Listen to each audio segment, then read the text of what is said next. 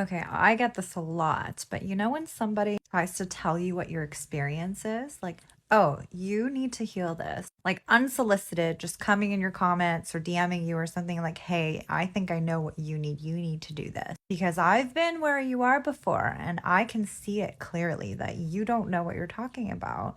And this is what you're going through now. And when I was new on my journey, I was like, oh my goodness, yeah, they must be right. I don't know anything till I started to realize that so many people were in their spiritual ego in this community, in these communities.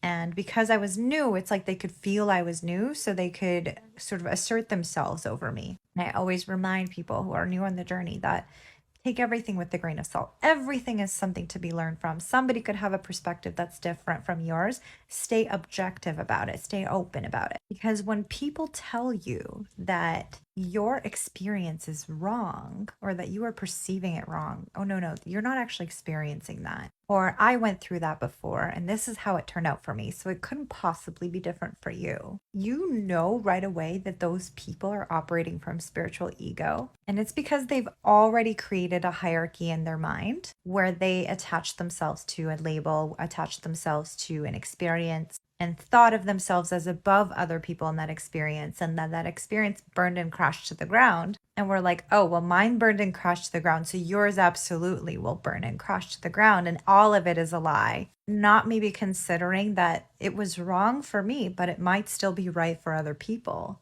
Maybe I need to tune into my discernment a little bit more. I cannot tell you how many people in the spiritual community told me that twin flames were not real. And it was when I started to ground into my truth that I started attracting people who are vibrating from love. And there's quite a few of them on here that follow me that I love. I love you guys. Where they were like, hey, this is what I think about the twin flame situation. But since you're going through it, like, what are your insights? Because these are the insights I've received.